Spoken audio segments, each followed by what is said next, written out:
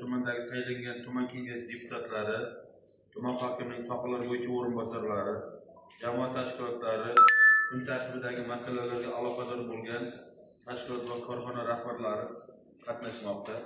Bugungi sessiyamizda xalq deputatlari tuman kengashiga saylangan deputatlardan 24 nafar ishtirok etmoqda. Saylangan deputatlar hisobidan kvorum yetadi. Xalq deputatlari Sho'rchi tuman kengashining 7-chaqiriq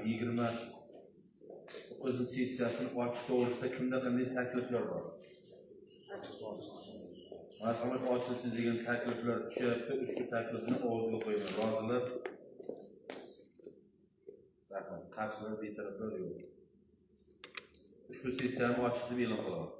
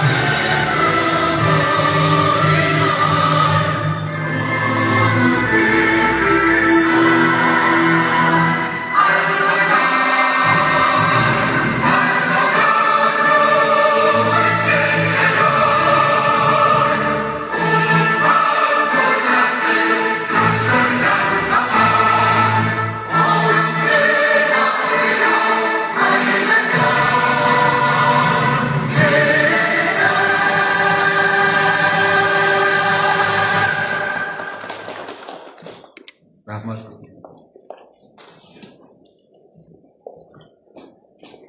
Hurmatli deputatlar, sessiya ishtirokchilari, endi sessiya kotibini saylab olishimiz lozim. 12-Baxshtepa saylov okrugidan deputat Bobonazar va Ma'rifat Turdiyevni sessiya kotibi etib saylash taklifini kiritaman. Kimda qanday takliflar bor? Marhamat, takliflar bo'lmasa, ushbu nomzodga ovoz berishlaringizni so'rayman. Rozilar? Rahmat. Qarshilar, betaraflar yo'q. Baxshtepa saylov okrugidan deputat Bobonazar va Ma'rifat Turdiyevni sessiya kotibi etib saylandi. Marhamat, Ma'rifat Turdiyevni joyingizga egallashingiz. Hurmatli deputatlar, bugungi xalq deputatlari Sho'rchi tuman kengashining 7-20 sessiyasi kun tartibida tasdiqlab olishimiz lozim. Kun tartibida sizlarga tarqatilgan, taklif etilayotgan kun tartibi yuzasidan qo'shimcha takliflar bormi?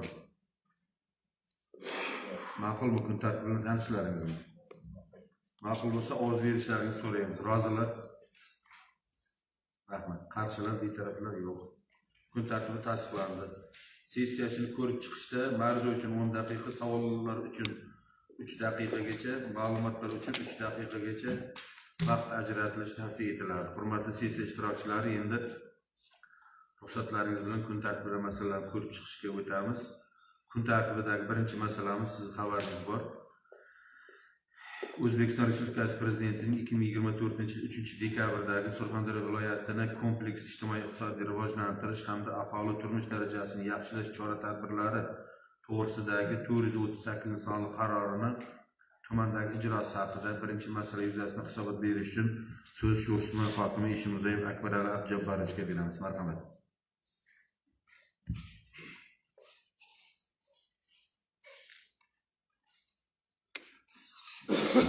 Assalomu alaykum. Hurmatli sessiya raisi, deputatlar, yig'ilish ishtirokchilari.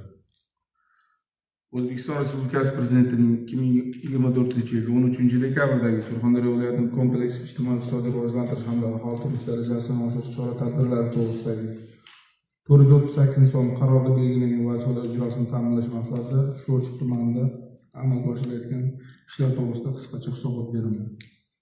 Qarorga muvofiq transport infratuzilmasini rivojlantirish yo'nalishida 2025-yilga jami 24,5 kilometr avtomobil yo'llari ta'mirlandi. Natijada aholi va tadbirkorlik subyektlari uchun qulay transport qatnovi yo'lga qo'yildi. Kommunal va energetik infratuzilmasini yaxshilash maqsadida Hurlik mahallasida 650 metr gaz tarmog'ini mukammal ta'mirlash ishlari, Dalvarzin va Obodon podstansiyalarini rekonstruksiya qilish bo'yicha loyiha smeta hujjatlari ishlab chiqildi. Investitsiyalarni jalb etish va yangi ishlab chiqarish quvvatlarini yaratish borasida ham muhim natijalarga erishildi. Xususan, Oqkamar mahallasida yangi tashkil etilgan tibbiyot klasteri loyihasida 10 million AQSh dollar miqdorida xorijiy investitsiyalar o'zlashtirildi. Shuningdek, nodavlat oliy ta'lim muassasasini tashkil etish loyihasiga ham bunda qo'shimcha sifatida tumanda investitsiya loyihalari doirasida 1,5 milliard so'mlik baliqchilik loyihasi, 1 milliard so'mlik tikuvchilik fabrikasi, 10 milliard so'mlik metal buyumlar ishlab chiqarish loyihasi ishga tushirilib, jami 55 ta ish o'rinlari yaratildi. Ijtimoiy sohani rivojlantirish yo'nalishida salmoqli ishlar amalga oshirildi. Jumladan, Oqqo'rg'on mahallasidagi 8-sonli maktab 4,7 milliard so'mga rekonstruksiya qilinib, foydalanishga topshirildi. Qushon mahallasidagi 62 maktab 2,8 milliard so'mlik rekonstruksiya ishlari, Egarchi mahallasidagi 34-sonli maktabda 6,4 milliard so'mlik mukammal ta'mirlash ishlari yakunlandi.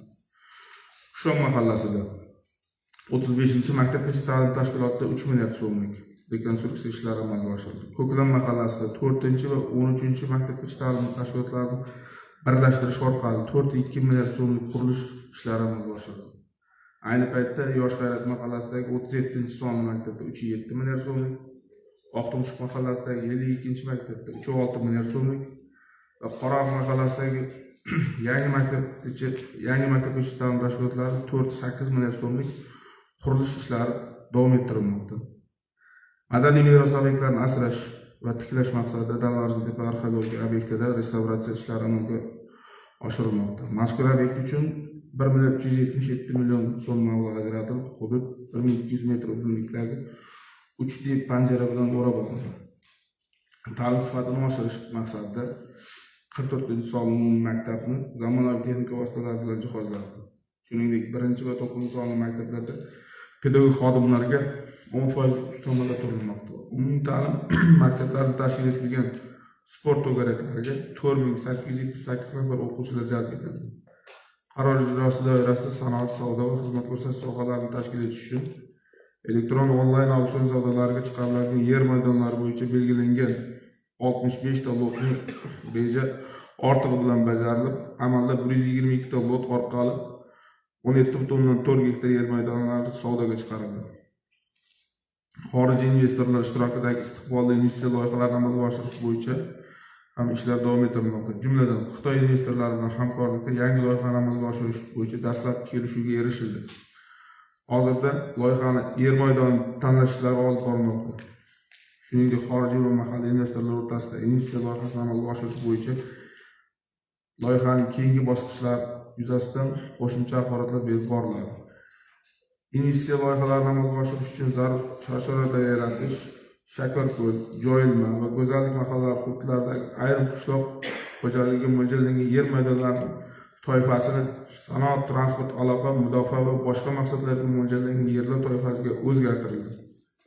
Hurmatli deputatlar, Prezidentimizning 438 son qarori ijrosi doirasida amalga oshirilayotgan barcha ishlar doimiy nazoratga olingan, har chorak yakunlari bo'yicha natijalar tahlil qilinib, tegishli chora-tadbirlar belgilanmoqda.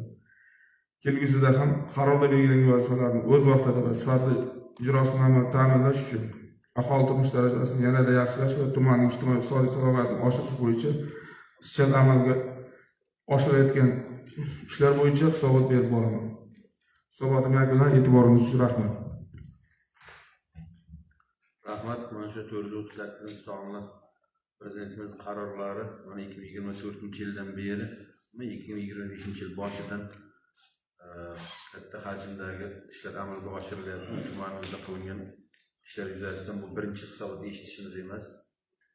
Oyma-oy kvartal bo'yicha qilinayotgan ishlar bo'yicha hisobot eshitib kelyapmiz. O'zgarishlar bo'yicha ma'lumotlar taqdim etilyapti. Marhamat, ma'ruzachiga savollar bo'lsa, marhamat. Assalomu alaykum. Shon mahallasidagi 68-maktab ta'mirlash yakunlanganda bu ishga tushmayapti. Nega 35-son bog'cha maktabi hamma narsasi tayyor, suv yo'q, tualetda unaga transformator qo'yilmagan. Maktab ichidagi qilingan tualetlari rasmni tushirib olib keldim hozir. Shu holatda qolib ketgan. Eski tualet. Yo'q. Maktabning ichidan, zananing ichidan qilingan, uni olmaka mana buni ko'rib keldik. Yaqinda ham. Shu turibdi-da. Qurilish bo'lmasiga chiqdik, telefonni ko'tarmaydi. Soобщение yozdilar, men shu palanchi deputat, mana shu masala, mana shular yakunlangan yo'q. Nimaga yakunlab bermayapsizlar? Bu yaqindagi onaga tushadigan bo'lsa, u maktabda bitta sinfda 4 ga 6 xona, 3 ga 6 xonada 25-30 ta bola o'qiydi. Ayrimlar turib o'qiydi. Ishmeni tashkil qilishga to'g'ri kelyapti maktab. Rahmat. Joyga borib ko'rib, kamchiliklar mana shu tuman sessiyasida muhokama qilishga olib kelyapti. Sizga rahmat. To'g'ri, bu qurilishlar yakunlangan, lekin buni aktual emasni qabul qilganmiz, defektli aktlar turibdi. Bu ikki tabik prezidentlar ish boshlaydi, xudo xohlasa. Joyga borib ko'rganingiz uchun rahmat. Biz buni yana joyga borib o'zimiz ko'rib, sentabrgacha to'liq holatda topshiramiz.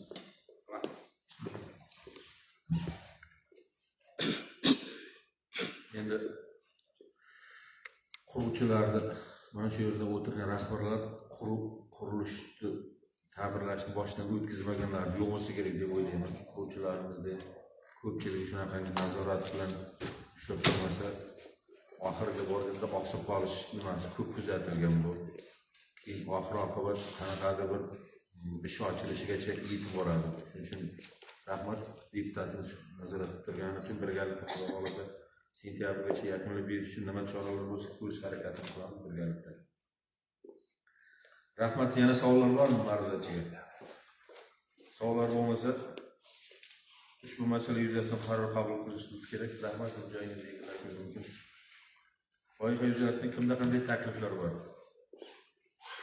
Takliflar bo'lmasa qo'l ko'tarib ovoz berishlarini so'raymiz. Rozilar? Qarshi va betaraflar yo'q. Rahmat. Kun tartibidagi ikkinchi masalani ko'rib chiqamiz. O'zbekiston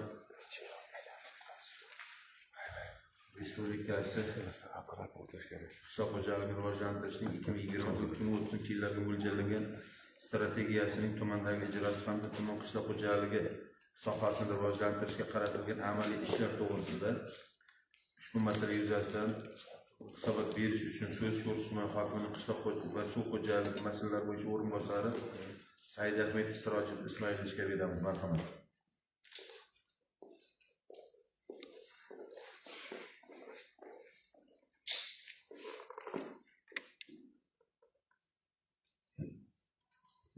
Assalomu alaykum, hurmatli deputatlar, hurmatli sessiya ishtirokchilari. Biz hozir bu yil qishloq xo'jaligida revolyutsiya desak ham bo'ladi. Umumiy paxtachilik sohasida sxema ekish, urug', nam hammasiga o'zgarish bo'ldi. Bu yil tumanda 4900 gektar maydonda Shinjon usulida paxta yetishtirish yo'lga qo'yildi. Bu Shinjon usulida paxta yetishtirishda ustuvor birinchi o'rinda vazifamiz hosildorlikni oshirish. Muhtaram Prezidentimizning tegishli qarorlari bo'yicha 50 sentini paxta, 100 sentini g'alla yetishtirish bo'yicha oldimizga vazifa qo'yildi. vazifa bo'yicha hozir tumanda Xitoy usulida, Shinjon usulida paxtalar yetishtirilib parvarishlanmoqda. Bu bo'yicha tegishli ishlar amalga oshirilyapti. Harplyonka, tomchilatib sug'orish, bu masalalarda o'zlaringiz ko'rib turibsizlar. Yuqori hosildorlikka erishmasak, hozir fermer xo'jaliklarimizni daromad nuqtai nazaridan oldimizdagi ancha katta masalalar bor. Keyin bog'dorchilik bo'yicha yaqinda bo'lib o'tgan yig'ilishda intensiv bog' barpo etish bo'yicha tumanda 1518 gektar bog'dan 205 gektar samarasiz bog' aniqlab olingan. 205 gektar bog'ni hozir to'liq rekonstruksiya qilish bo'yicha ishlar amalga oshirilyapti. To'liq intensiv bog' bu sanoatlashgan birdan 3 bosqichda amalga oshiriladi. Bog'ni hosilni yetishtirib, birdaniga qayta ishlab, chetga eksport qilish vazifasi qo'yilgan. Bu bo'yicha tumanda 135 gektar joyda buzib qayta rekonstruksiyaga tayyorlab oldik. Bog'dorchilik bo'yicha, chorvachilik bo'yicha 8 ta loyiha, qoramolchilik bo'yicha 3 ta, qo'ychilik bo'yicha 5 ta, qo'yni Mongoliya davlatidan olib kelinishi hozir yo'lga qo'yilgan, shartnomalar qilish ishlari amalga oshirilyapti. Mongoliya davlatidan hozir shu tumaniga 5000 ta qo'y shartnoma qilib yetkazildi hozir. Shartnomasi bo'lsa, qo'yni yetkazish chorasi ko'riladi. Pillachilik bo'yicha ko'rlarimiz tumanda masalan birinchi rejalasida 220 tonna pillani 221 tonna qilib oshig'ini bajarib yuzimiz yorug' bo'ldi. G'allachilik bo'yicha hozir ketyapti. Ko'ryapsizlar, g'alla hozir o'rim yig'im mavsumi boshlangan. Hozir tumanda 51 ta fermer 85 sentnerdan yuqori g'allaga erishildi. Hali davom etyapti o'rishimiz. Tumanda xudo xohlasa viloyatda ham, respublikada ham eng oldi yuqori hosildorlikka erishish bo'yicha oldi rayonga chiqarish vazifasi qo'yilib olgan belgilab olamiz.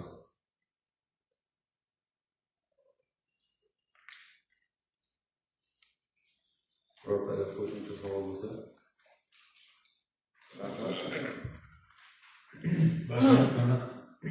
Qishloq xo'jaligi bo'yicha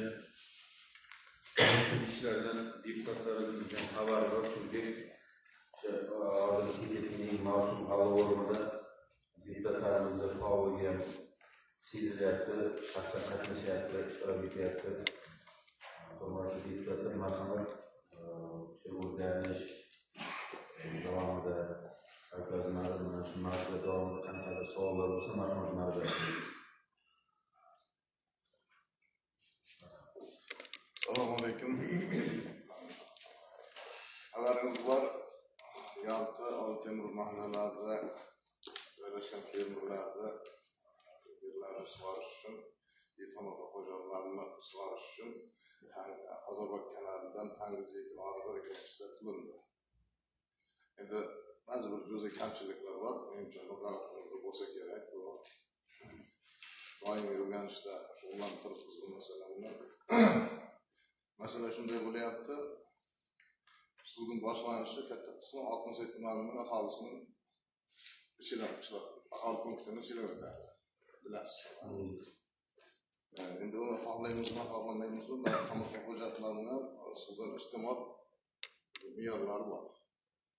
Shu masala shunday bo'lyapti. Hukumatimizga rahmat, tumanning mutasaddilariga rahmat. Mana shu orada juda katta nimadan bajarishda, qiyinchilik bilan bajarishlarimiz bor. Demoqchi bo'lgan tumanlar ora bir kayfiyat yaxshi bo'lishi uchun o'shalarning me'yorini Ozarbayjonga o'tkazishga qanday ish qildingiz? Uni oldimizda ham biz murojaat qilgan edik. Hozir rahmat savol uchun 34 kilometr 2026-yilga aralab betonlashtirish, rekonstruksiya qilish belgilab olindi. Hozir 27 kilometr betonlandi. Siz aytgan hududda ham 500 metr joyini yaqinda mana 6 oylikda, keyin 6 oylikda loyihasi tayyorlangan, taklif berilgan, unga mablag' ajratish ko'zda tutilgan. Birgina shu masalani Xotamtoy misolida aytaman. Mana bu Xotamtoy degan hududumuzda 2,5 kilometr ko'tarma ariq mavjud ekan. Ya, men ondan haberim var. Endi siz yani e'tiboringizni qaratmaslik uchun hozir tumanlar ora bo'ladigan munosabatlar uchun qanday ish qilinyapti? Shuni 34 so'rayapman. kilometr joyda betonlashtirishni 27 kilometrni yaqinlab oldik. Yana 11 kilometr joyimiz qoldi. Adamlardan ariq boshqa masala. Men Tangizdagi kelayotgan so'rayapman. 11 kilometr oldi. Shu bo'yicha betonlashtirishni yakunlasak, menimcha to'g'ri masala yechiladi. Yo'q, me'yorga, limitga Limitga endi mana shunday usul deganim shu narsani chiqaradi, vaqt nuqtai nazaridan nima qiladi, to'xtaladi. Tomchilatib sug'orishga fermer xo'jaliklari yomg'irlar sug'orishga o'tkazilish boshlandi. To'liq mana shu yil o'tkazilib 2200 gektar yer maydonimizga kalkunlashini bo'yicha o'tkazadigan bo'lsa, suvda me'yorida hech qanday muammo bo'lmaydi. Bu Xudoga shukur.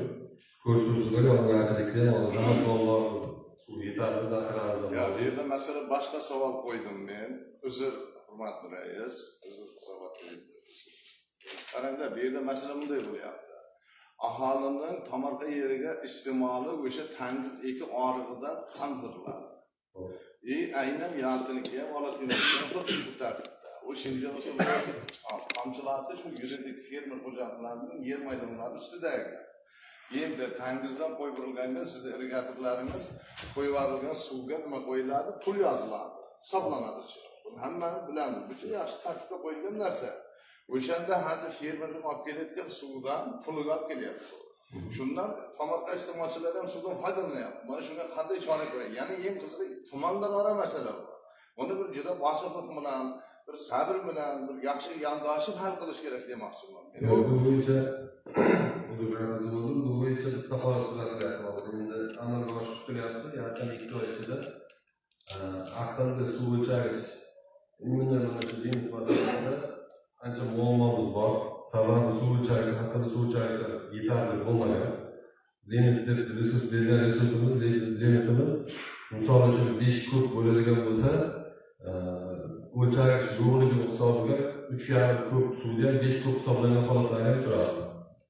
Endi mana shu uchun aqlli suv o'chirgichlarni o'rnatish boshlandi. O'sha narsa o'rnatilgan bo'lsa, aholi tomorqasiga, fermer xo'jaliklariga keyingi tumanlararo berilgan limitlarni to'shdan aniq hisobga olishadi.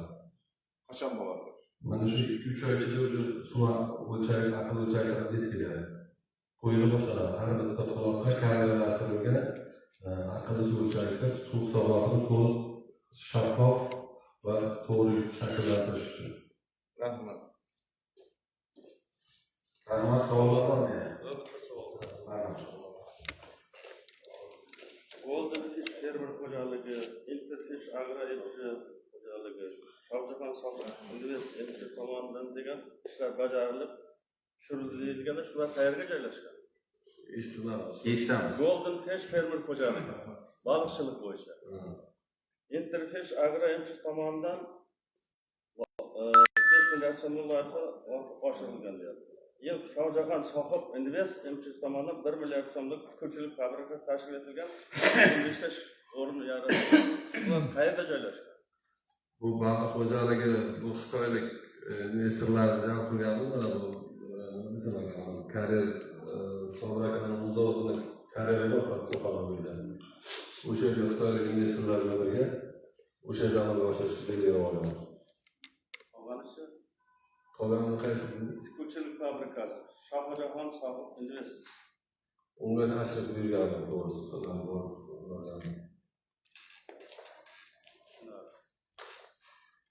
Rahmat. Marhamat, savollar boshqa yo'qmi? Savollar bo'lmaydigan bo'lsa, qaror loyihasi tarqatilgan. Hurmatli deputatlarimizga loyiha yuzasidan takliflar, mulohazalar bormi? Marhamat, qo'l ko'tarib tasdiqlab berishlarini so'raymiz. Rozilar. Rahmat. Qarshilar. Betaraflar yo'q. Kun tartibidagi masalalar yuzasidan qaror qabul qilindi. Rahmat. Hurmatli deputatlar, bugungi sessiyamizda 3-masalani ko'rib chiqishga o'tamiz. 2026-yilning o'tgan davri mobaynida amalga oshirilgan ishlar yuzasidan sanitariya epidemiologik osoyishtalik va jamoat salomatligi markaziy bo'lim boshlig'i hisoboti haqida masala yuzasidan hisob berish uchun so'z Sho'rchi tuman sanitariya epidemiologik osoyishtalik va jamoat salomatligi markazi bo'lim boshlig'i Eshquvvatov Erkin Bobomuradovichga marhamat. Erkin aka, bu masala doimiy komissiyada ko'rilgan, tegishli qarorlar qabul qilingan. Agar kimdadir savollar bo'lsa marhamat. Savollar bo'lmasa, bormi savollar ma'ruzachimizga?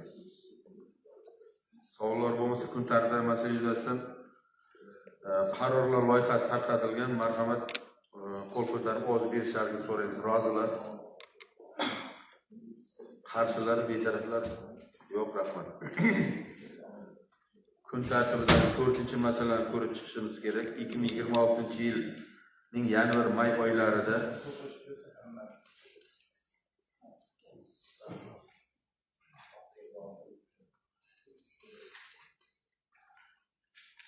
sessiya tugagandan keyin suhbatlasak yaxshi bo'lardi. Uzr rais. 2026-yilning yanvar-may oylarida tabiiy va suyultirilgan gaz ta'minotini yaxshilash borasida olib borilayotgan ishlar hamda kelgusidagi rejalar yuzasidan Sho'rchi tuman gaz ta'minoti bo'limi bosh hisobot berishni so'raymiz. Sho'rchi tumanida 2026-yil 1-yanvardan hozirgi joriy sanaga qadar bajarilgan ishlar, ya'ni suyultirilgan va tabiiy gaz ta'minoti bo'yicha ma'lumot va hisobot bermoqchiman. Sho'rchi tumanida hududida 2026-yil 1-yanvar holatida tabiiy gazdan foydalanish iste'molchilar soni 9500 bittani tashkil qilib, shulardan 26,1% aholi, qolgan 148 tasi iste'molchilar tabiiy gazdan foydalanib kelmoqda. Tabiiy gaz ta'minoti qanotasi va gaz tarmog'iga yetib borgan hududlarda suyultirilgan gazga moslashtirilgan xonadonlar soni 37,122 tani tashkil qiladi. Ushbu ko'rsatkich 79,9% tashkil qiladi. Ya'ni tuman aholisining 20,1% tabiiy gaz tarmog'ida mavjud bo'lsa, bugun 79% suyultirilgan gaz bilan doimiy ravishda ta'minlanib kelmoqda. 2026-yil 19-iyun holatiga tumanda jami gaz quvurlarining uzunligi 260,5 km, shundan yuqori bosimlisi 17,2, o'rta bosimlisi 91,9 va past bosimlisi 151,4 km foydalanishdagi gaz quvurlar orqali yuqorida qayd etilgan tabiiy gaz iste'molchilariga yil davomida uzluksiz, xavfsiz va barqaror tabiiy gaz yetkazib berilmoqda. Tumanning gaz ta'minotida bo'lgan hududlarda ushbu gazni yetkazib berish, ya'ni gaz ta'minlash qurilmalarini jami 54 tani tashkil qiladi. Yuqori bosimda 20 ta, past bosimda 34 ta. Bu sizlarga ma'lumot uchun gaz xo'jaligi ishlatiladigan moddiy texnik materiallar bazasi shakllangan bo'lib, boshqarma tomonidan materiallar o'z vaqtida ta'minlash yo'lga qo'yilgan. 2026-yil 1-yanvardan 2026-yil 31-dekabr sanasiga qadar tabiiy gazni iqtisod qilish bo'yicha 2026-yil rejada 2,1 million metr kub tabiiy gaz iqtisod reja qilish belgilangan bo'lib, bundan 19-iyun holatiga 1,29 million kub tabiiy gazni iqtisod qilish amalga oshirildi. Bundan yana 1,418 million kub rejaga nisbatan 138% ga tabiiy gaz iqtisod qilib kelinmoqda. Kuz-qish mavsumiga tayyorlash hamda tabiiy gazni iqtisod qilish yo'nalishi quyidagi ishlar amalga oshirildi. 2026-yil davomida 288 ta tejamkor uskunalar o'rnatish rejalashtirilgan bo'lib, bundan 19-yil holatiga 82 ta tejamkor gaz uskunalari o'rnatildi. Ya'ni bu tejamkor gaz uskunalari o'sha turmushda foydalanayotgan o'zlaringizda isitish pechlaringizga qo'yilgan garitalarni hisobga olsangiz bo'lardi. Keyin zamonaviy gaz plitalaringiz hammasi tejamkor gaz uskunasi hisoblanadi.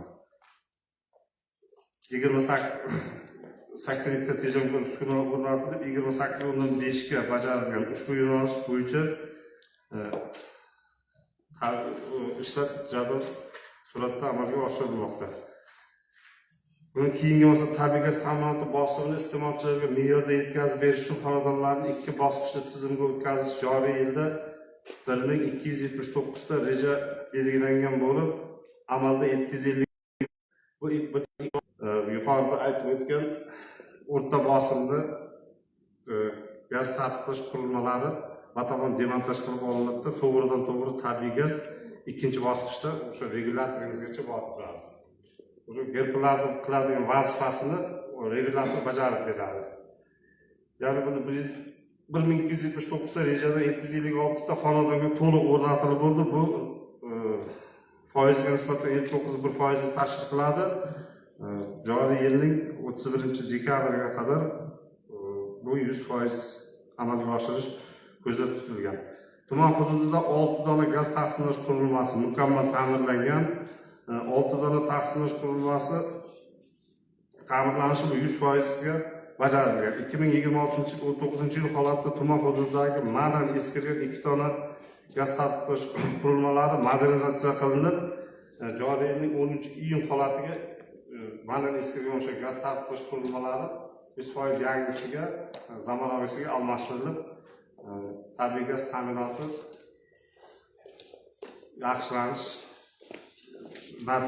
yaxshilanish natijasiga erishildi.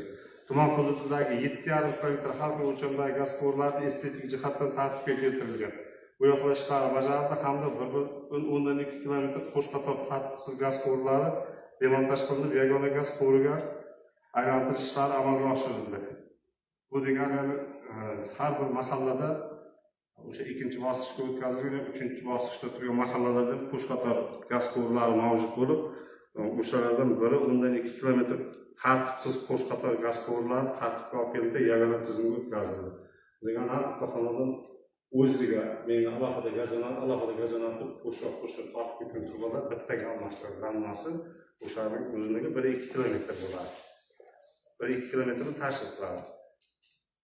2026 yil 1-yanvar holatda tumanda hududidagi 1127 ta aholi iste'molchilarining debitor qarzdorligi 248 million 400 ming so'mni tashkil qilgan bo'lsa, bu ko'rsatkich 2026 yil 19 iyun holatiga 576 taga kamaytirilgan bo'lib, 1127 ta aholidan 576 taga kamaytirilgan va summasi 118,93 million so'mga qisqartirishga erishildi. Bu o'sha amalga oshirilayotgan ishlar natijasi bo'ladi. Hamma xonadonlarda hozir aqlli elektron gaz hisoblagichlar bir maromda ishlayotganini isbotladi. Texnika xavfsizligi bo'yicha 2026 yil 19 iyun holatiga tabiiy va suyultirilgan gazdan foydalanuvchi iste'molchilarga gazdan xavfsiz foydalanish bo'yicha 3116 dona eslatma har xil eslatmalar tarqatilib, ijtimoiy tarmoqlarda 627 ta videoroliklar va maqolalar chiqarilgan. Ommaviy axborot vositalarida gazdan foydalanish bo'yicha targ'ibot va tashviqot maqolalari chop etib keltirilgan.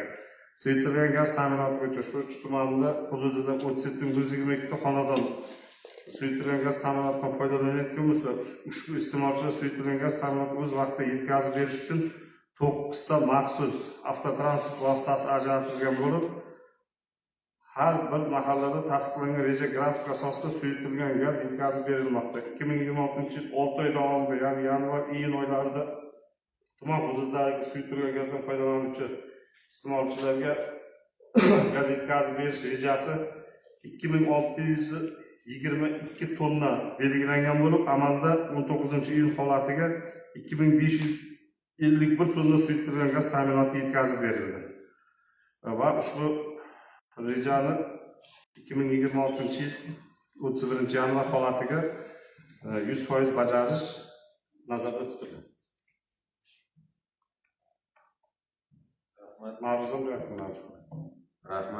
Endi hurmatli bezaklarimiz, deputatlarimiz sessiya oldidan ham o'rganib chiqib ko'rib masalalar bo'yicha bir qator savollar bergan menga. Uni ham men o'ylayman hozir o'sha savollarga javob berish vakolati sizda bor. Marhamat deputatlarimizda Savollar bormi?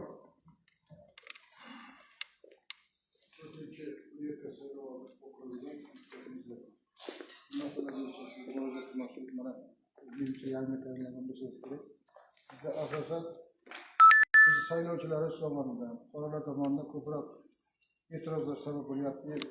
O'sha arizalar bo'lyapti, natijasida arizaning ko'payib ketishiga sabab bo'lyapti. Birinchi navbatda xalqni, aholini suyultirilgan gaz bilan ta'minlash borasida. Masalan, sizlarda o'sha suyultirilgan gazni aholiga tarqatayotganlik, masalan, nizomga ko'ra, o'sha tegishli tartibga ko'ra tortib berish mas'ul yuklatilganmi yo'qmi? Tortib berish kerakmi, kerak emasmi? Taroziga tortib berish. Savolingiz o'rinli, tegishli nizomga asosan tegishli belgilangan tartiblarga asosan o'sha har bir fuqaroga tarqatilayotgan suyultirilgan gaz va maishiy balolarni tarozilarda tortib berish nazarda tutilgan. Bu o'z ixtiyoriga topish kerak.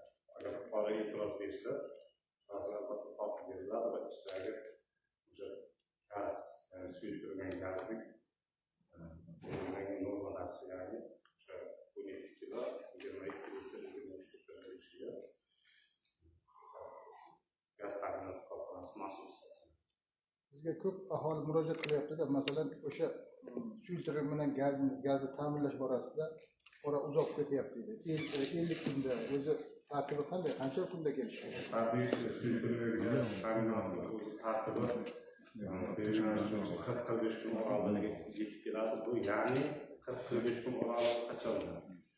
Yuqorida belgilangan nizomga asosan, tartibga asosan bitta fuqaro olayotgan, o'sha bitta oilaga olinayotgan gaz baloni bitta oilaga bir oylik limitda 8 kilogramm suyultirilgan gaz tashkil qiladi. Bu yoz. Qishki kuni 12 kilogramm tashkil qiladi. Bu degani o'sha qishda ham, yozda ham bir maromda o'sha 8 kilogramm gaz yozda iste'moli bo'yicha 45 kunga 45 dan 50 kunga yetib borish kerak. Qishda o'sha 12 kilogramm gaz 45 dan 50 kunga yetib borish kerak. Hozirgi kunda e'tirozlarga sabab bo'layotgan masalalarning asosiy sabablaridan biri, asosiysi o'sha suyultirilgan gaz ta'minoti vaqtida yetkazib berilmay qolishi.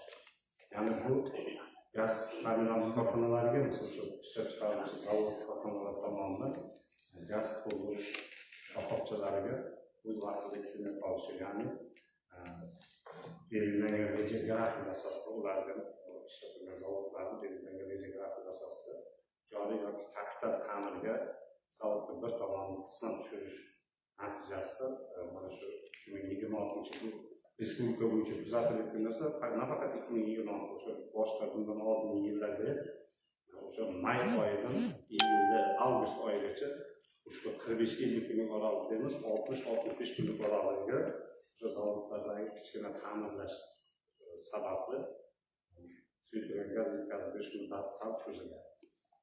Endi men albatta yangi ekansiz, kelgusida mana shu holatlarni oldini olish borasida bir rejalarga kiritdingmi shu? Kelajakda ustida holatlarni oldini olish maqsadida reja grafiklar ishlab chiqarilgan. Bu reja grafikimiz asosida nasib qilsa 2026 yil oktyabr oyida dastur tuzib tushsa, shu dastur 2026 yil oktyabr oyida joriy qilamiz.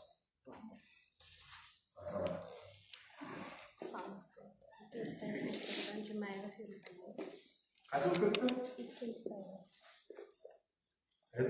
Savoltepa Hurlik.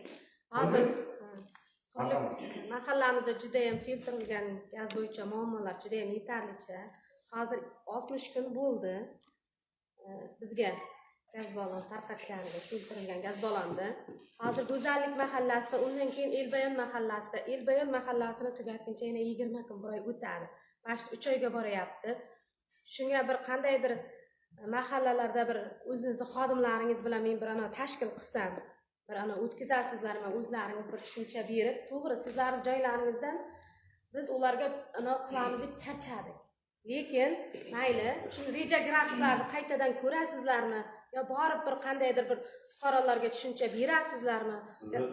Bir qandaydir men tashkil qilib beraman. O'rin savol bilan sizga deputat sizga tegishli o'rinda javob yordamini ko'taradi.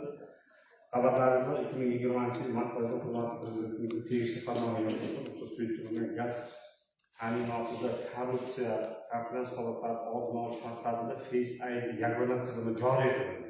Bu degani ya'ni har bitta xonadon o'sha mahallangizda mavjud xonadonga bittadan suyultirilgan gaz balloni to'g'ri keladi, yetkazilish bitadi. O'sha Face ID tizimi yangidan joriy qilinganligi sababli hozir o'sha davriylik muddati o'sha yetkazib berish muddati davriylik deyiladi. O'sha davriylikni oshib ketish sababi o'sha Face ID'da. Chunki xabaringiz bor, hamma mahallalarda 100% internet tarmog'i yaxshi 100% ishlamaydi. Bir xilda 20-25% ishlasa, bir xilda 70-80% ishlaydi. Bir xil mahallalarda umuman ishlamaydi. Yaqinda mana iyun oyining boshida bo'lib o'tgan harbiy hodisa, harbiy ofat shovqin kuchli dovul natijasida Cho'lchi tumanida xabaringizda bor, hammalaringizda 6-7 kungacha elektr tarmog'i ta'minoti izdan chiqib ketdi. Bu o'sha aloqaga juda keskin ta'sir ko'rsatdi. O'sha aloqaga keskin bir kun ta'sir ko'rsatish natijasi suyultirilgan gaz ta'minotida bir kunlik uzilish 10 kunni tashkil qildi. Sababi o'sha Face ID tizimi ishlamagandan keyin sizni yuzingizda boyagi baza qabul qilmaydi. Baza qabul qilmagandan keyin sizga suyultirilgan gaz ta'minotchisi gaz ballon berishga haqqi yo'q. Sizda yo'q fuqarolar to'g'risida. O'sha narsalarni fuqarolaringizga o'zlaringiz to'g'ri tushuntirish olib boring. Bu oldingi bittasida 2 ta, bittasida 3 ta gaz ballon bo'lgan, hammasini to'ldirib berasan, endi pul yetmayapti. Bu o'sha narsalarni yo'qotishni tartibga olish maqsadida Face ID tizimi joriy qilindiki, keyin sizlarda yana bitta iltimos bo'ladi, mahalla raislaringiz bilan shu yoshlar yoki yetakchi yoki ijtimoiy xodimimiz bilan birgalikda mahalla raislari bilan xatlov degan narsa bor. O'sha xatlovni to'g'ri berish kerak. Masalan, mahallangizda 2026-yilda birinchi chorakda 1000 ta xonadon bor. 2026-yil ikkinchi chorakda o'sha xonadonning soni 1200 taga yoki 1100 taga ko'paygan bo'lishi mumkin. 100 taga ko'paygan bo'lishi mumkin. O'sha qayta xatlov qilayotganda o'shani bazaga kiritish kerak, 100 ta yangi xonadonni. Kiritish tartibi qanday? Amalga oshiriladi bu o'sha xonadonni oldi-sotdi shartnomasi yoki harbiy shartnomasi orqali notarial tasdiqlanganda через kadastr orqali uy hujjati bo'lishi kerak. O'shanda xonadon sohibini Face ID tizimi o'ziga qabul qiladi. Kiritganmiz, lekin bitta xonadonda kadastr raqamda ikkiga bo'layapti. 10 o'g'liga beryapti-da, u hali kadastr alohida ajratib olgan yo'q, lekin u ham alohida ro'zg'or bo'lgan. Shuning uchun bitta kadastr bo'lgani uchun shunday muammolar yuzaga kelgani uchun bir xil fuqarolarimiz kadastr raqam so'ragani uchun kirolmaydi. E'tirozingiz o'rinli, o'sha muammo bizda emas, muammoni kadastr agentligiga murojaat qilib, kadastr hujjatlarini iltimos qilib qolardik, mahallalarga ham borib, qabullar bo'lyapti, prokuror qabullari bo'lyapti, lekin bir yaxshi xodimlaringizni jo'natib, suyultirilgan gaz bo'yicha mahallalarga iloji bo'lsa o'zlaringiz mana shunday holat deb biz ham tushuntiryapmiz. Tushuntirgan bilan o'zining mas'ul xodimlari borib tushuntirsa, bo'ldi, nazoratlarimiz tashkillashtiramiz. Rahmat. Ana o'ttimda savol. 7-yosh hayrat saylov okrugidan Rajab Botir Abdurazimovich bo'laman. Men savolim, ana bilasiz, Oqma gazda Yashqayrat mahallasi gazlashtirilgan, oldindan gazlashtirilgan. Endi borib ulanamiz deyapti, bizda ko'p fuqarolar murojaat qilyapti-da. Masalan, 2 ta uy naryoqda bor, bitta uy uzdirilgan vaqtida. 2014-yil, 15-yil uzdirib qo'yilgan. Shu gaz kerak emas, faqat shundan foydalanmayman, keyin yana ulataman deb. Endi kelyapti, sen kompyuterda yo'qsan deyapti. Shunga aytyapman. Qayta ulanmayapti-da. Yashqayrat mahallasi polni nechta xo'jalik bo'lsa, eskidan u kompyuterga kirgizilib ulangan bo'lsa, bu qanday yo'q qoladi? Shunga janjal sal yana arzda murojaat qildim. Ma'lum deb savol tushundim, o'rinli savol. Kompyuterda emas, bazadan iste'molchi, bazadagi mavjud iste'molchi tabiiy gazdan 4 yil yoki 5 yildan ortiq sababsiz foydalanmay qolsa, avtomatik ravishda o'chirib yuboriladi. Uni hisob raqami, ism familiyasi, hisob raqamini o'chirib yuboriladi. Bu tabiiy gazdan yana qayta foydalanish niyati bo'lsa, qayta foydalanmoqchi bo'lsa, yagona darcha orqali tabiiy gazga ulanish arizasini kiritgan. O'sha ariza tegishli tashkilotlardan o'tib, keyin manzili bo'yicha yo shahar gaz yo tuman gazlarga tashlab beriladi. Shahar tuman gazining bosh muhandislari texnik shart degan narsani beradi qo'lga. Texnik shartda ko'rsatiladi, tabiiy gazdan foydalanishni texnik sharti, ya'ni qisqacha tushuntirib mavjud gaz quvuri bilan o'sha tabiiy gazga ulanmoqchi bo'lgan xonadonni o'rtasidagi masofa necha metrda tashkil qiladi, necha diametrdagi gaz quvurini o'rnatib borish kerak, har necha metrga temperaturani gidrolitskiy kompensator o'rnatish kerak. O'shalar texnik shartda ko'rsatilib turadi. Gaz quvurini bo'yoqlash. Ana shu texnik shartlarga amal qilingan holdagina iste'molchiga bazaga yangi iste'molchi bo'lib, tabiiy gazga ulanishga ruxsat beriladi. Ikkinchi savolim shuki, ana gaz boryapti, to'g'rimi? Turbalar bor. Yashqayrat mahallasida turbalar endi ko'p joyda ko'rgansizlar. Bir xil turba yerni tagida ketyapti, bir xil ustidan qiyshib, bu juda xalaqit beradi, ilk ko'zga ham yomon ko'rinadi-da. Shu mahallani bir ko'rkiga bir yomon ta'sir qiladi-da. Biz endi ko'pincha aytganmiz, sizlardan bitta ustalar borganda, lekin shuni tartibga solishda bir yo'li bormi? Bir xalqi tayyor. Xalq aytyapti, kesin, anavisi biz chizmasini qilib bersa, ustalarga ham yordam beramiz. Buni shu bu procesdan bo'linib, meni xabaringiz bor.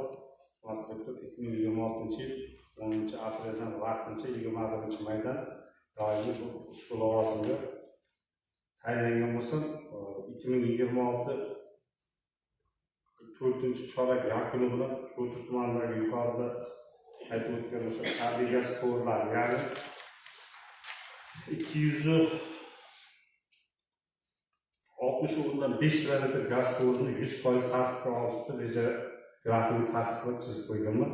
Mahalla bilan mahalla navbatida bosqichma-bosqich bu jarayonlarni amalga oshirib kelyapmiz. Hozir xabaringiz bo'lsa, siz bilmaysiz, hayronlik mahallalar ancha tartibga keldi. Yoki mana yonimizdagi Navro'z shu mahallalarda gaz quvurlari qo'shqatorlarni olib, o'shalarni yana joyiga tegishli vositaga ko'tariladigan kattaroq yoki maydaroq gaz quvurlari o'rnatilib, o'sha tartibga olish bir xil amalga oshirilyapti. Boyagi aytib o'tgan texnik shartda ko'rsatib o'tiladi-da, o'sha gaz quvuri xonadongacha bo'lgan masofani o'zi iste'molchining hisobidan qilinishi kerak-da. Iste'molchining hisobidan, ya'ni har bitta ko'chani loyihasi bo'lishi kerak. Siz hozir aytayotgan o'sha masalan aytgan mahallangizda Navro'z ko'chasi 10-uy gaz olmoqchi bo'lsa, 10-uygacha 9 ta uy gaz olib keladi-da. Bir tomondan yoki bu tomondan 22-uygacha gaz kelib qolgan. Ko'chaning ikki tomoni hisobga olinishi mumkin. Birinchi navbatda o'shani hisobga e'tiborga olish kerak, hisobga olish kerak. Ko'chani loyihasi kimda? Ko'cha boshidami yoki mahallaning raisidami? Ko'chani loyihasida yozib qo'yibdi, texnik shart ichida yozib qo'yibdi, gaz quvuri necha diametrda, necha metr balandlikda bo'lishi kerak va har necha metrda o'sha kompensatorlarga ega bo'lishi kerak. E'tirozingiz to'g'ri, mayli buni tashkillashtirib beraman, mutaxassislar boradi, aholi tomonidan o'zi o'sha tartibga olish ishlarini amalga oshiraman desa, bunga e'tirozimiz yo'q. Lekin birinchi navbatda sizlardan iltimos qilaman, ko'chani loyihasini ta'minlab topib beringizlar. O'sha ko'chani loyihasi bo'yicha standart talab darajasini olib ketib qo'yamiz. Endi qarang, tushundim. Hozir savol o'rniga savol kelib chiqyapti-da. Ko'cha gazlashgandan keyin siz gaz tashkilotisizda. Buni loyihasi fuqaroda qaysidir fuqaroda turmaydi. Aytish kerakki, masalan, har bir ko'chani yoki mahallani bir siz bir mas'ul biriktirsangizda, shu loyiha hujjatlari sizlarda tursa, sizlarda saqlansa yaxshiroq saqlanadi. Bu fuqaro mahalla qaysi mahalla almashib ketyapti, unisi almashib. Endi bu savolingiz o'rinli. Hurmatli deputat, loyiha ikki nusxada tuziladi. Bittasi gaz ta'minoti korxonasida saqlanadi, bittasi bevosita fuqaroning o'zida yoki ko'chalik bo'lsa o'sha mahallaning raisida, ko'cha oqsoqollarining bittasida saqlanadi. Biz o'zimizda saqlanib qolgan qismga javob beramiz. Fuqarolarning qo'lidagi biz javoblarni bo'ynimizga olmaganmiz, ya'ni mas'ul emasmiz. Agar bo'lsa-da, bo'lsa, bo'lsa. To'g'ri aytyapsiz. To'g'ri aytyapsiz. Hozir bir tashkilotga borsangiz, suv tashkilotiga borsangiz, qayerda ariq tortilgan, qayergacha borgani chizilib turadi, to'g'rimi? Sizlarda ham bormi demoqchiman. Bor, 100% Gazlashgan joy, gazlashgan bor. Bu bosh reja deyiladi, bosh reja turibdi. Bosh muhandislik xonasida bosh reja ko'rsatilgan. Aniq diametrigacha bosimigacha ko'rsatib qo'yilgan. Marhamat. Assalomu alaykum. 21-qo'shak saylov okrugidan deputatman. Sizga bitta savolim borda. Shu aholiga tarqatilayotgan gaz ballonlari sizlar balanslarini turadi, to'g'rimi? Sizlar yo'lga qo'ydilar. Lekin ayrim xonadonlar 3 tadan ballon bor. Lekin tarqatilayotgan ballon sifatsiz ballon. Uni 100% xabaringiz bor. Lekin nimaga shaltak olinib, qaytarib olinib, joyga ham sifatli qo'yilmaydi? Tarqatilib ketilib, u ballon shu odamlarning uyida qolib ketyapti va teshilib qolgan, vintel ishlamaydigan ballonlar qolyapti. Bu aniq fakt bu. Men birinchidan murojaat qilganman, telefon qilganman, lekin bugungacha yechilmayapti. Siz aytayotgan FISAIDning tizimi bu yillar amalga oshirilmayapti. Bunda fuqaro jabr ko'ryapti. Buning uchun nima yechim ko'ryapsizlar? Hurmatli deputat, dasturdan tashqari o'sha kengashda qo'yilgan mavzudan tashqari berilgan savollarga javob berishga majbur emasman, lekin ma'lumot o'rnida aytib o'taman. Savolingizga e'tiroz bildiraman. 100%.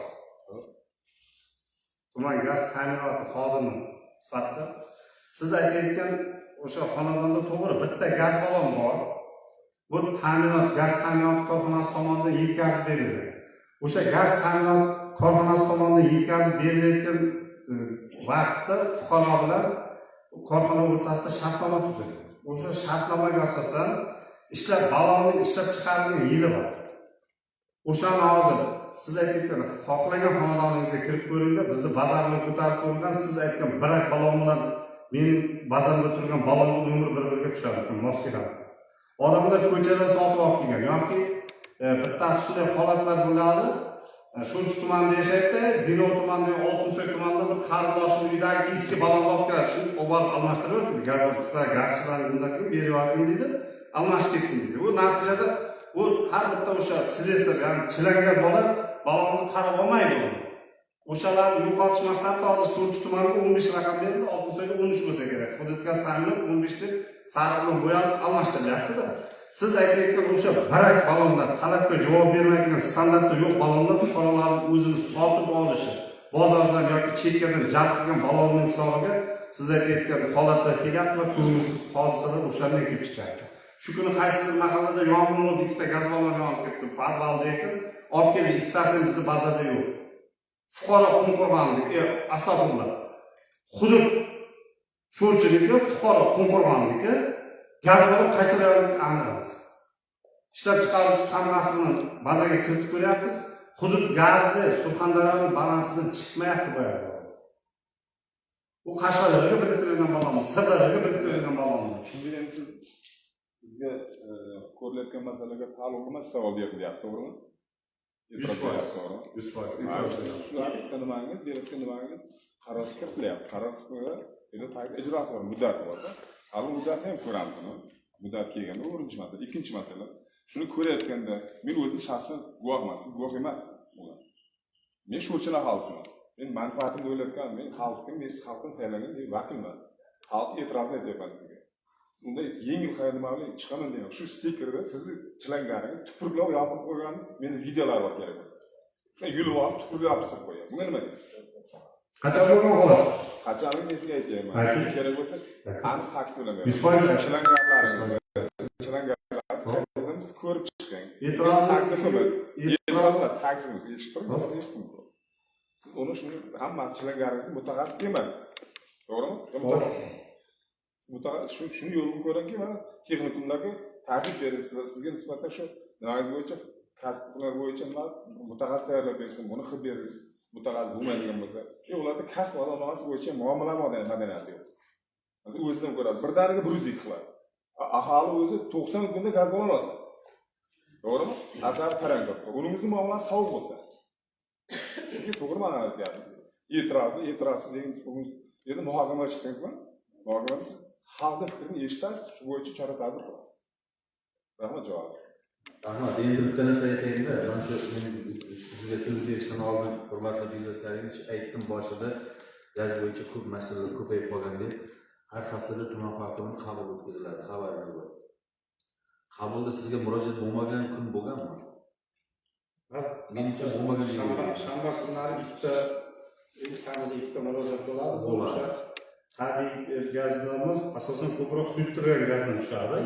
Suyultirilgan gaz ta'minotidan tushadi. Bu o'sha ta'minotni ikkita yuqori deputatlarimizga javob berib o'tib ketdim. Birinchi sababi o'sha suyultirilgan gazni yetkazib kelishlar sabablar, texnik sabablar. Ikkinchisi o'sha Face ID tizimi bilan xatlov degan narsa.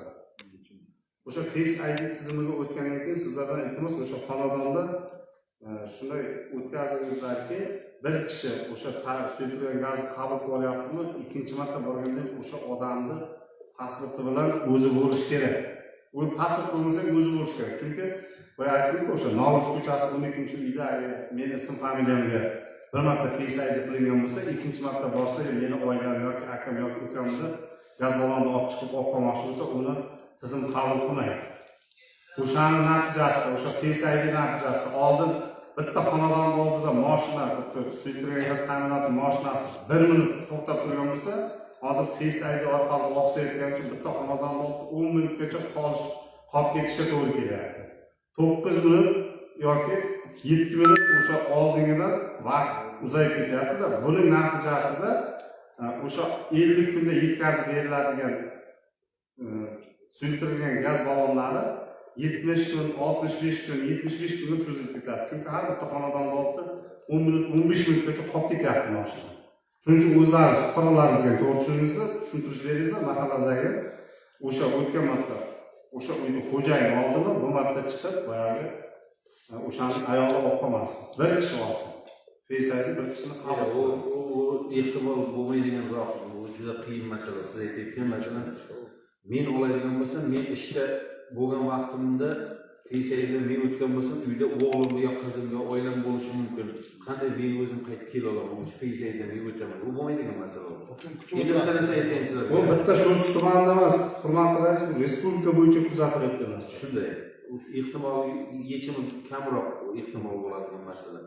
Endi hozirgi masalamizda obyektiv subyektiv sabablarni keltirdingiz. Unda xalqni aholining o'zini ham e'tiborsizligi, gaz ta'minot korxonalarining ham balkim xatolari, balkim o'sha ta'minotchi siz aytayotgan suyultirilgan gazni ba'zi markazlarga yetkazib berayotganlardan xatosi.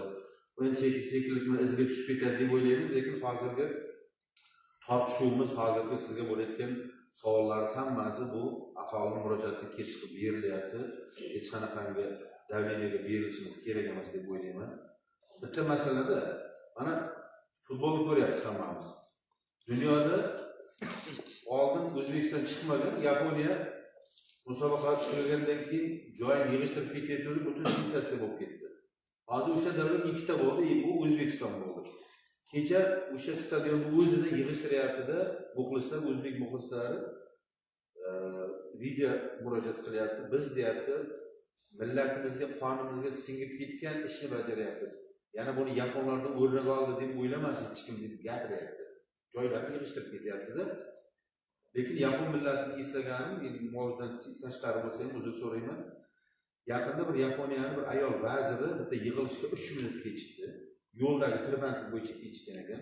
3 minut kechikib kelib, o'tirganlarning oldida 4 minut, 1 minut oshig'i bilan mana shunday kechirim so'rab enkayib turdi-da. Bu insonni, masalan, o'sha islom diniga mansub bo'lmagan millatni islom dini talab qilgan narsalarni bajarayotganligida, biz islom diniga mansub millat bo'lib turib, lekin teskari ishlarni qilayotgan holatlarimiz ham yo'q emas. Aholi tomonidan, tashkilot tomonidan bu to'g'ri tushunish kerak. Lekin bitta masala shu yerdaki, siz aytayotgan darajada 45 kunda borish kerak bo'lgan ballon 60 kunga chiqib ketdi. Aholi uni qiziqi yo'q aholiga. Raygazni ayblaydi. Gazni olib kelib bermayapti deydi, bor bisotdagi qarg'ashi so'kishni yo'naltiradi, tegadi, tegmaydi.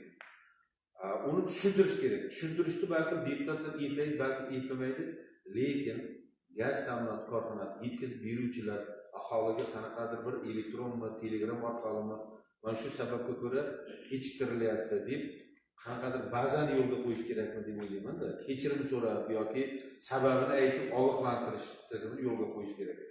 Siz ulardan talab qilishingiz kerak. Sen texnikang bilan bog'liq suyultirilgan gaz olib bera olmayapsan stansiyaga. Biz oxir-oqibat biz dakkiga qolyapmiz. degan bir-birimizga yetkazib, mana shu jamoatchilik nazorati va deputatlar bizni birgalikda ishimiz deb o'ylayman. Marhamat.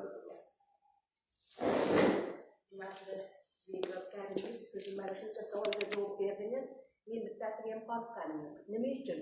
Church tumanida asosiy masala suyultirilgan gaz bilan ta'minlash bo'lyapti. Siz yaqinda kelgan bo'lsangiz, siz yaqinda kelgan bo'lsangiz ham, hozir siz obyektiv, subyektiv nimaga qaratib qo'ydingiz? Masalan, gaz nima uchun bitta mahallani olaylik? Masalan, meni mahallam Oqqamay. Nima uchun shu mahallaga gaz kechikib boryapti? Sizlarda ham bir dastur bo'lishi kerak, reja bo'lishi kerak. Oldingi marta boshqa mahallaga oldinroq borgan bo'lsa, bu marta kechikkan mahallaga borish kerak. Ikkinchidan, eshitib turing. Sizni odamlaringiz bor, uyma yuradigan, gazlarni ko'rikdan o'tkazadigan. Xalqda ozgina aybi bo'lsa yetkazib keladi-ku. Nimaga shu yerdagi nimani sizga yetkazib kelmaydi? Bizning maqsadimiz deputatlarni, ya'ni sizni ham davlat tashkilotlarining hammasini xalqni davlatdan rozi qilish. Biz xalq uchun xizmat qilishimiz kerak. Biz ularga siz aytganingizdek zavod kechikadi, mashina kechikadi, unday nima bo'lmaslik kerak. Biz xalqni qanday qilsak yaxshi rozi qilamiz. Xalqqa nima qilsak yordam qilamiz. Sizdan meni talabim va iltimosim, siz korxonangizga boringlardan o'tirib, har bir 53 ta mahallani masalan suyultirilgan gaz bilan ta'minlash masalasini bir kunga qo'yinglarga, qaysi mahallaga ko'proq kechikib qolgan. Shu mahallani oldinroqqa suring. Xalqning noroziligi ana shundan kelib chiqyapti. Mana shuni qayta bir marta ko'rib chiqing siz.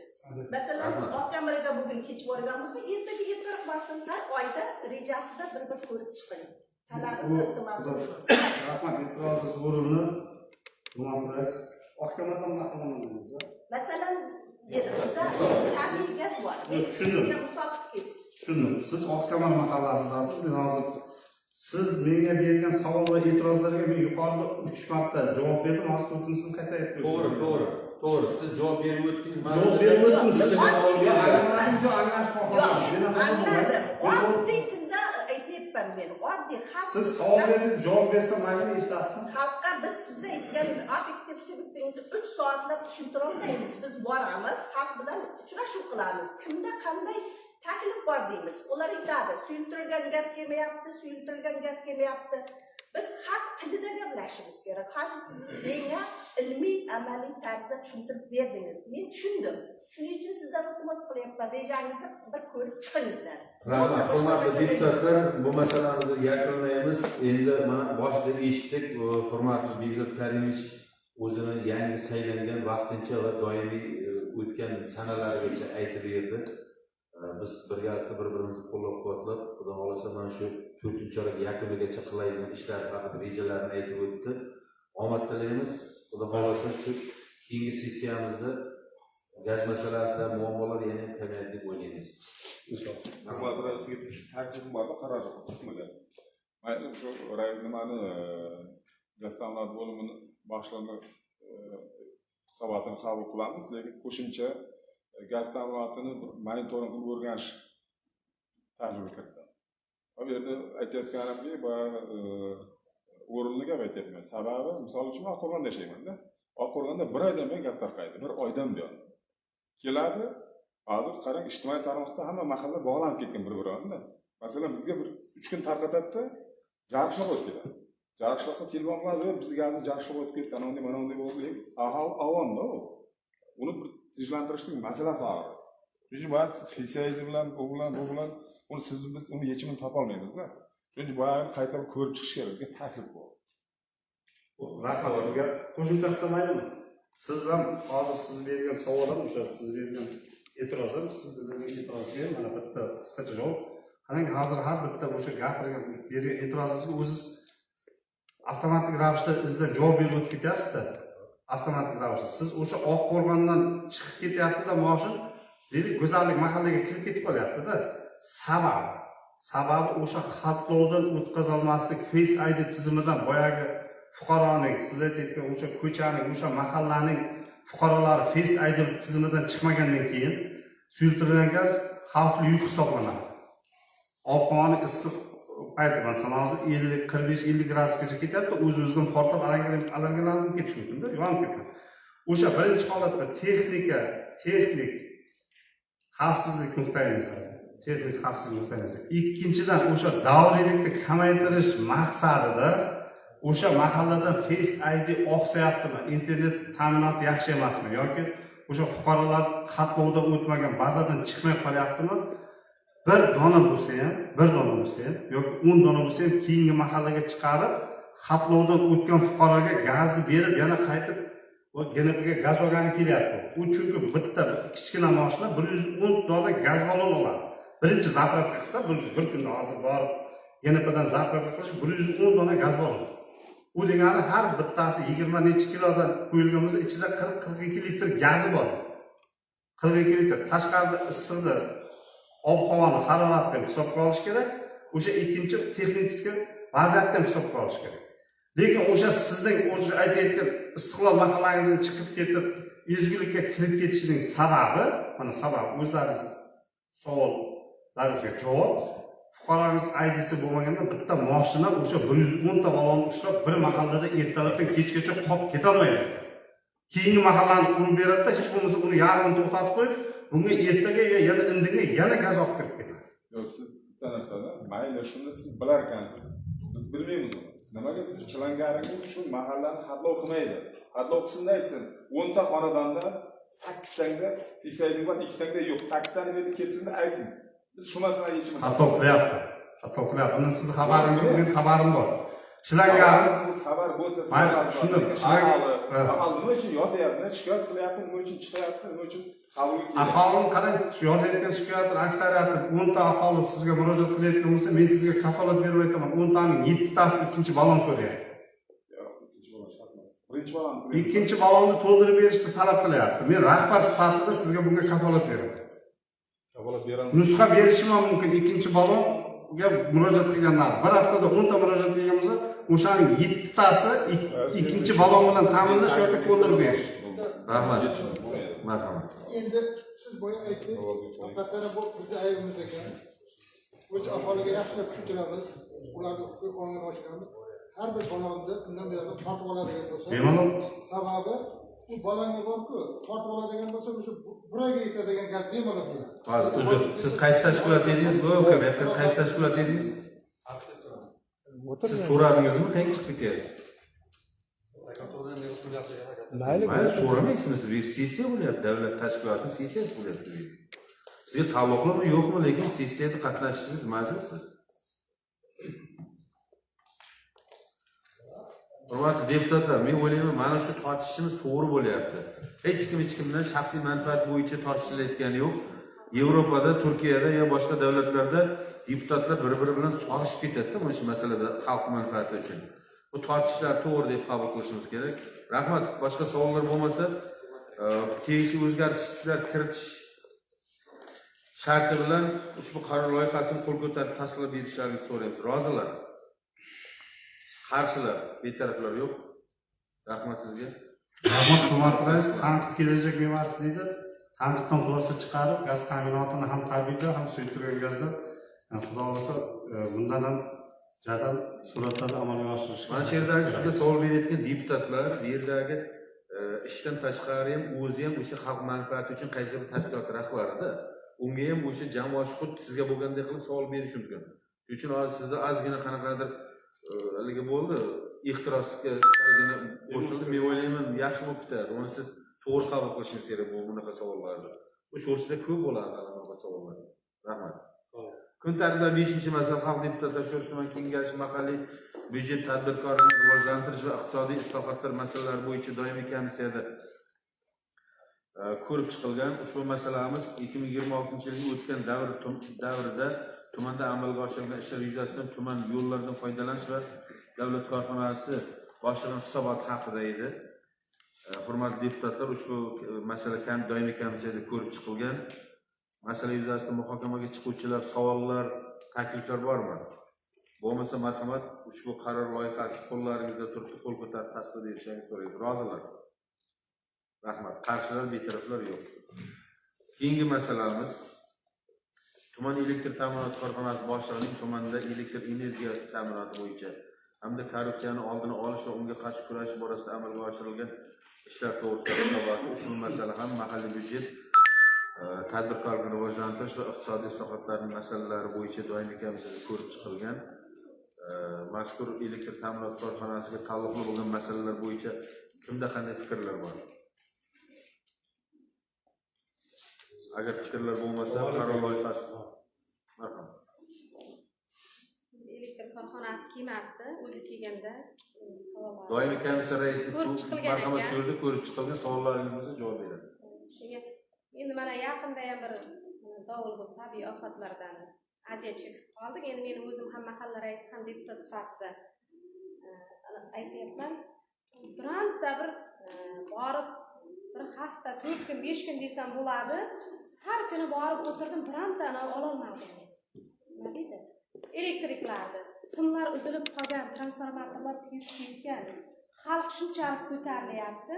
Men uni o'zim bilib turibman. Endi kecha kunduz ertalab mana nima deydi? Bir ertalab choy tomog'imdan bir narsa o'tmay qoldi. Shunchalik xalq norozi bo'lyapti. Nimaga uzilyapti? Nimaga elektr tarmoqlaridan xodim kelmaydi? Telefon ham qilib zayafka beryapti. Borib o'zim 5-6 marta o'tiryapman. Hech bironta oxiri o'zim xalq bilan birikdik. Shaxsiy analarni chaqirdik. Xalq o'zining mablag'lari orqali mana shu analarga erishdik. Natijaga erishib, ularni kecha kunduz uxlaganimiz yo'q. Tik turib men shunga agar rahbari kelganda men o'zim norozichiliklarimni, xalqning norozichiliklarini aytmoqchi edim. Hech qanday yordam ololmadik. Marhamat. Endi haligi ofat tufayli bo'ladigandan bu yerda shtab tashkil qilindi, xabarimiz bor. Shtabda o'sha paytda bitta elektr tarmog'ining boshlig'i emas, boshqa tarmoqlar rahbarlariga faqat shtabdagi topshiriq bilan xabarimiz bor. Shuning uchun o'sha paytda shaxsan shtab tarmoq rahbarining egasiga murojaat qilishimiz, endi hamkasbimiz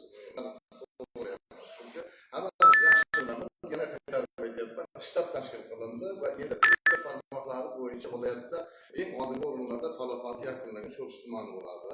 Endi sizning hududingizga e'tibor qilinmagan bo'lsa, buni albatta o'zingizning hurmatingizdan va deputat hurmatingizdan albatta rais menimcha e'tibor bersa yaxshi bo'ladi. Lekin Sho'rchi tumanida elektrni bartaraf etish viloyatda yetakchi o'rinlarda bartaraf etildi. Endi bartaraf etildi, o'zimiz yugurib aytdim-ku, o'zim yugurib kecha kunduz mana shu xalq uchun doimiy komissiya sifatida rais boshlig'i bilan bog'lanaman. Sessiyadan keyin yana ham qo'shimcha savollarni sizga javob beraman. Rahmat. Endi hurmatli rais, bu narsa doim mana shunaqa sessiyada shu masala ko'rilayotgan ekan, bizga birinchi navbatda doim murojaat bo'ladi. Elektr energiya ta'minoti, suyultirilgan gaz va gaz ta'minoti, suv oqimi va shunaqa holatlarda ko'proq aholiga e'tirozga sabab bo'ladigan Kommunal xizmatlar. kommunal xizmatlar mana shular bo'yicha. Shundan kelib chiqadigan bo'lsa, men aytmoqchimanki, kelgusida nima qiladigan bo'lsa, komissiyada ko'rib chiqilgandan keyin ham uni hisobotini eshitsak, bevosita endi buni to'g'ri aytyapti deputatimiz. Bu xalqni bevosita xalq murojaat qilgan murojaatlarni yetkazib xalq bilinishi kerak. To'g'ri. Oldingi kommunal masalalarni keyingi qanaqa masala bo'lishidan qat'iy nazar o'zini doimiy komissiyada ko'rilib, keyin bu yoqda o'zini taklif ma'ruzasini qilishi. Baribir e'tiroz o'rinli. Lekin bor yo'g'i 12 nafar ishchi bor edi-da. Butun tumanda talabot bo'lgandan keyin uni 24 soat ishladi. Ularga qoyil qolmasdan boshqa rahmat aytishni lozim yo'q. To'g'ri, kimgadir e'tibor qaratolmadi vaqtida. Bu endi xalqning o'ziga ham rahmat aytish kerak. Xalq o'zi bu yoqdan boshqarib yechimini topib ketdi. Lekin bittadan e'tibor olish kerak, bu tizim Sovet davridan beri kelayotgan tizimda. Ayrimlar yangilanib bo'lmadi hali. Mana shularga yangilik kiritish kerak edi. Bitta Lekin deputatimiz ham rahmat aytish kerak. Shuni tushuntirishim. 2% to'g'ri davosi. Bitta daraxt o'nib ketadi. Daraxtdan terak ekib tashlagan hammasi. Harsini terak shamolga o'nib ketdi. Traktor turtib oldi. Ona uzilib ketgan simga bitta mantirda oqilish uchun bir sutga kutadi. Shuning uchun mayli u elektriklarda aybi yo'qdir. Shularga bitta qandaydir mahalliy bitta nima ajratib berish kerakmi o'zimizga eski nima deya qilib. Kolxozga bittadan bo'lish kerak xatya bu. Inspektor bitta qilib. Inspektor bo'lish kerak. Buni bitta uyimizdan qarshisida padoqnatni uzilib ketdi transformator. 1,5 sutkadan kelmayapti.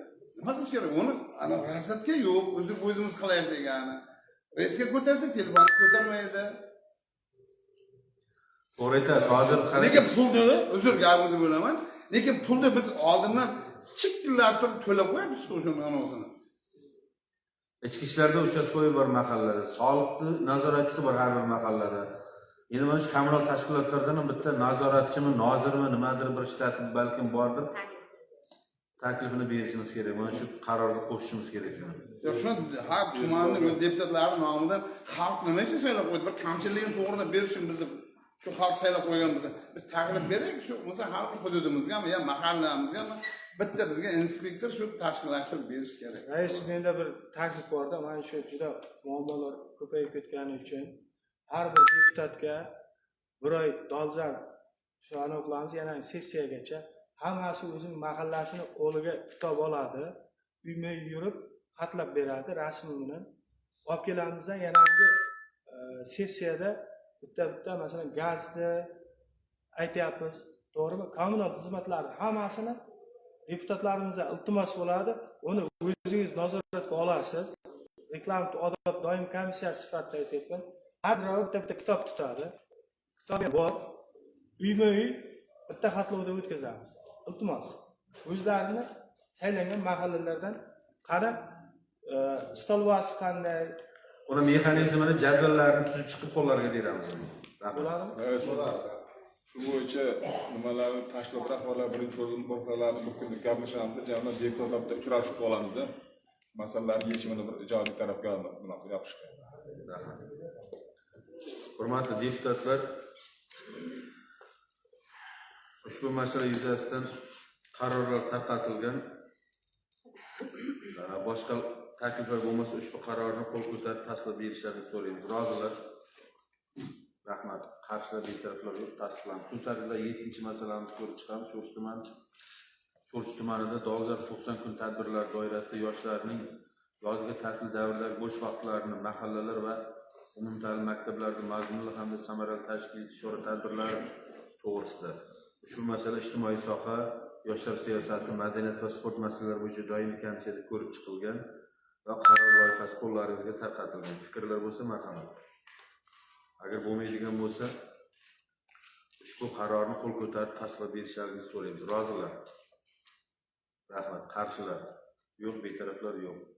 Tasdiqlandi. Keyingi masalamiz Sho'rchi tumani hokimligi huzuridagi infratuzilma va ijtimoiy barqarorlik jamg'armasi mablag'larini yo'naltirish to'g'risida. Ushbu masala tuman kengashining mahalliy byudjet tadbirkorlikni rivojlantirish va iqtisodiy islohotlar masalalari bo'yicha doimiy komissiyasida ko'rib chiqilgan. Hurmatli deputatlar, marhamat, fikrlar bormi?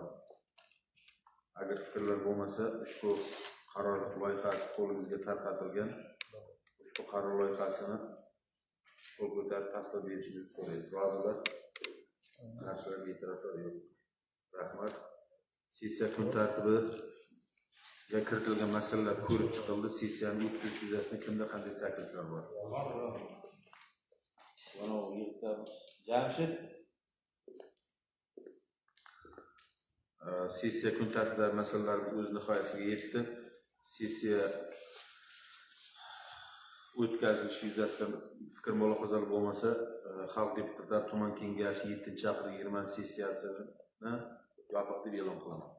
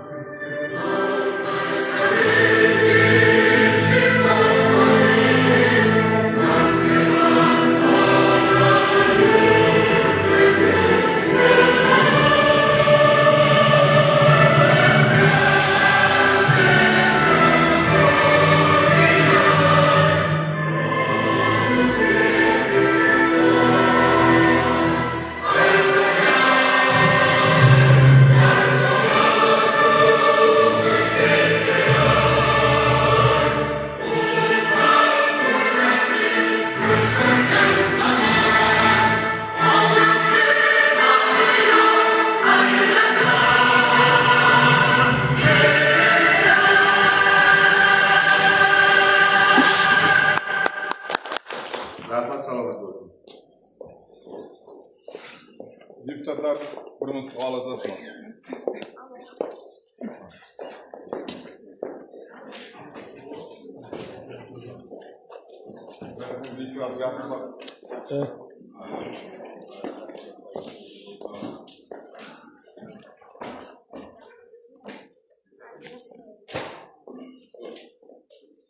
E'tirozlarim bor.